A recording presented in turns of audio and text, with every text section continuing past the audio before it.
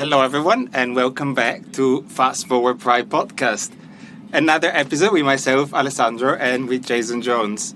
Now, last weekend here in the UK was Remembrance Sunday. Yes. And I think yesterday in the US was Veterans Day. Yes. So we're celebrating the contribution of people that have served in the army, in the armed forces. Yes. But of course, there was something even more historic and important for the LGBT community that happened recently, which was the unveiling of the first ever LGBTQ memorial. plus memorial to LGBTQ plus soldiers. And it was attended by King Charles, which is the first time in history that the royal family have ever attended an LGBTQ plus investiture of any kind. So it was a very big moment. Although I am an abolitionist, I am a Republican, and I think that we should be rid of them, but this is the system that we have in the country, so it is an important moment. And I marched at the Queen's Jubilee, at the Queen's Jubilee parade just before she passed, and again, that was the first time that LGBTQ plus people had been included in anything to do with the royal family. So we're seeing incrementally the royal family becoming much more engaged with LGBTQ plus people in our issues.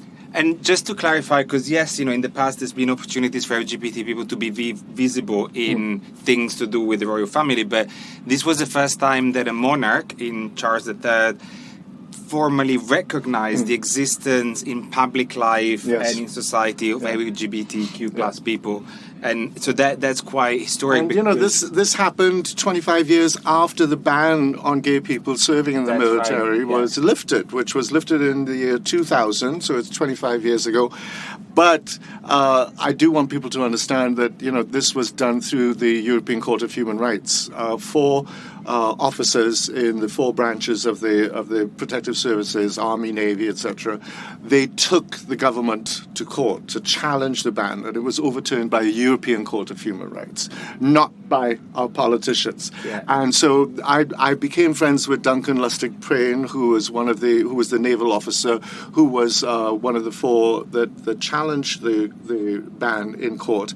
And Duncan is one of the heroes that I emulate when I took my country to court. So, this idea of freedom has always predominantly been won through the court system. They don't grant us our freedoms. Yeah. We have to fight for them in the court of law. So this is why I brought my court case against the government of Trinidad and Tobago in 2017.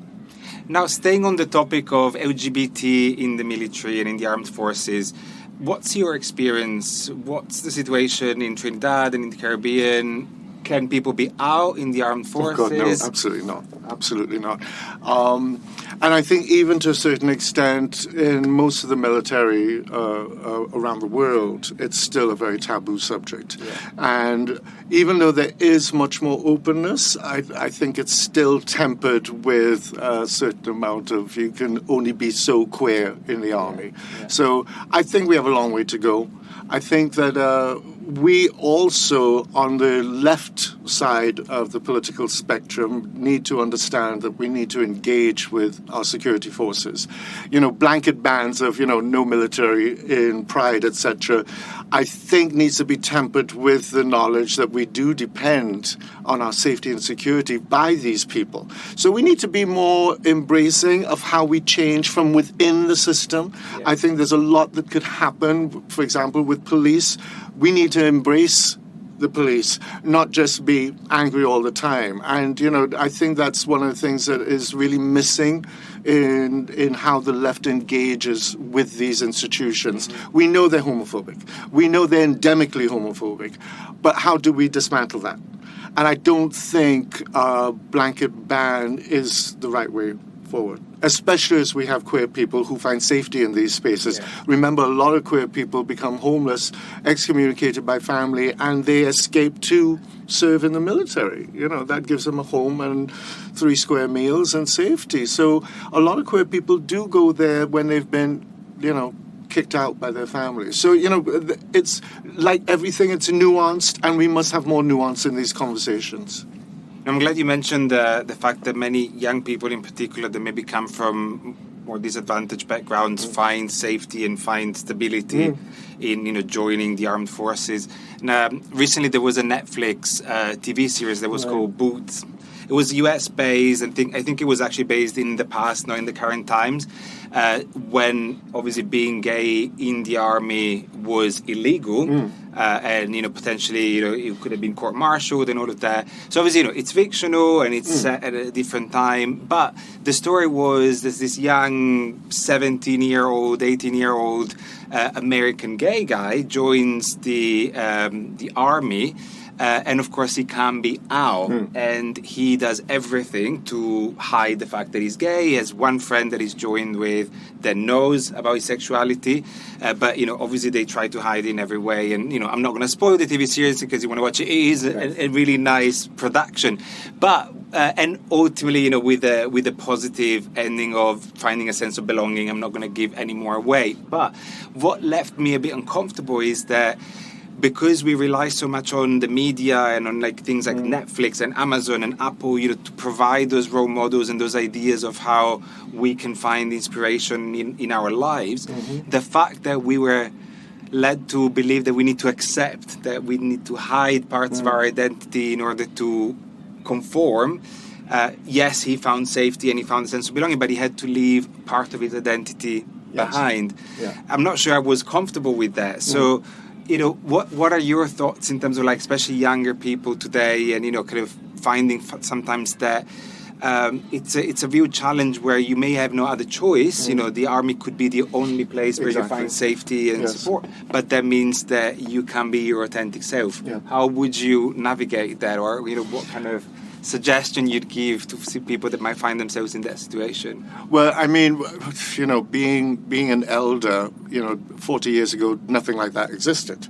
And, queer people were being court-martialed. I mean, the most horrendous things, were done to LGBTQ plus army personnel by the British Army and Navy and our Air Force, everybody. It was hounding these people, and last year it was agreed that there should be a compensation paid to the men and women who lost so much by the hounding. I mean, literally, some of them were made homeless, lost their careers, lost everything.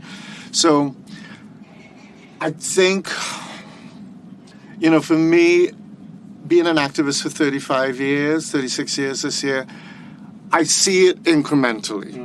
And I don't see change happening overnight. Yeah. And I think that, especially for young people today, there is this feeling that things should happen way quicker than actually it's possible.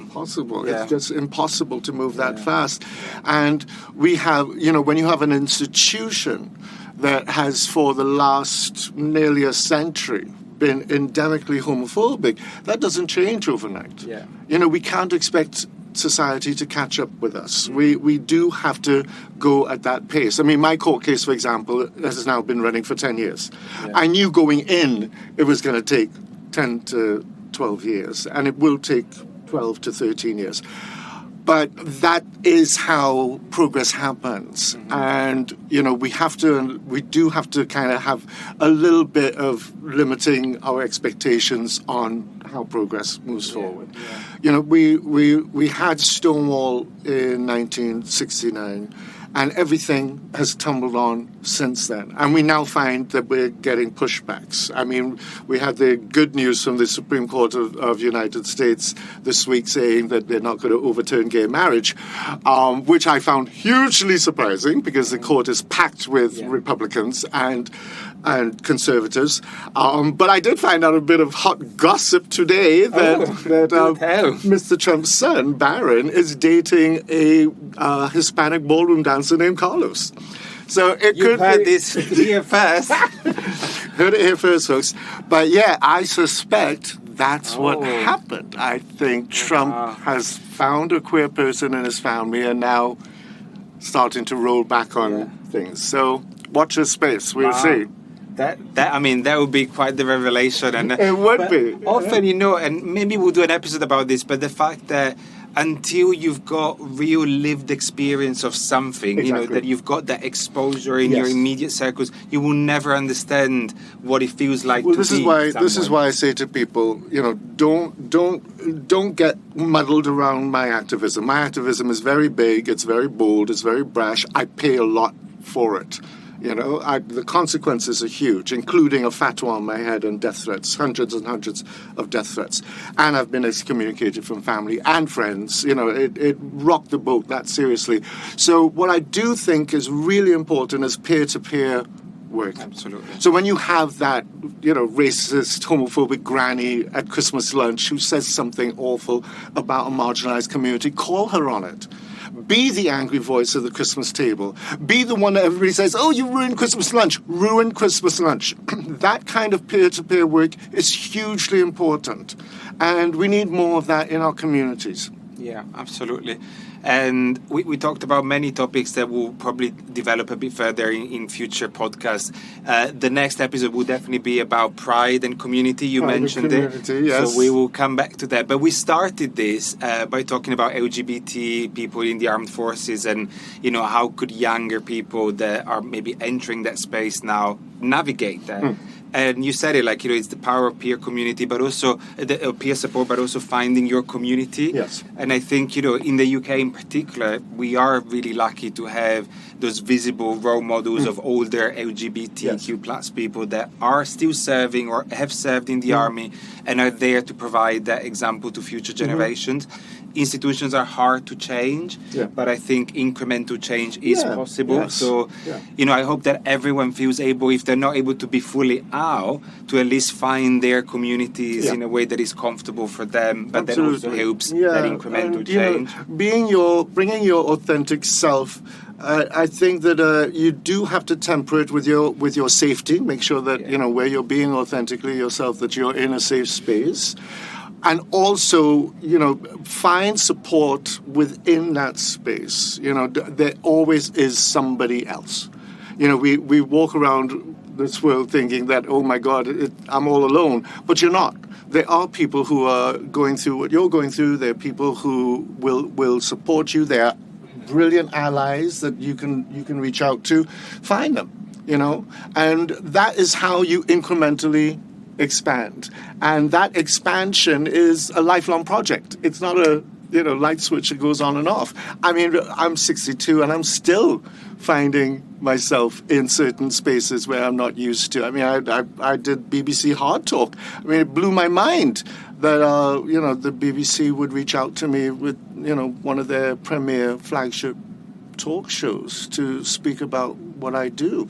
And, that was going into that space was scary as hell. But, that's what I'm saying. Even at 62, I still have to find my feet. It doesn't just happen overnight. And you mentioned also the fact that we, rely on, the police and, the kind of those security forces to keep us safe. And I wanted to share an experience because someone that grew up, in Italy, I had very bad experience of the police in Italy. Whenever there was a homophobic attack, they would completely dismiss it and actually, laugh about it. Well, we had the grinder killer here, Stephen Port. Where the police absolutely ignored these young gay men found dead and absolutely allowed this man to continue killing. We had the killer in Canada, in Toronto, Bruce, whatever his name is. And in Trinidad, we believe there's a serial killer targeting gay men as well. So, this is endemic, institutionalized homophobia. And it's part of a toxic masculinity that we are constantly fighting. Patriarchy, misogyny, all of it. And I think I've overtold your story about No, it's okay. It's okay. I think that the wrong thing to do is to demonize these institutions, because it just shuts the door down even harder for us to try and create change. So, I think find ways in, whether it be peer groups, whether it be advocacy, whether it be, just you as a person. Thank you. Yeah, my story actually had a happy ending because when I had a homophobic attack here in London, the Met Police were great. Yes. But maybe that for another time. We are at time again. Can you believe it? I know. Thank you very much. And as always, if you've got any questions or comments, you can comment underneath the episode or send us an email at Fast.Forward.Pride@gmail.com. And we'll see you next time for our episode on Pride and Community. Bye. See you later.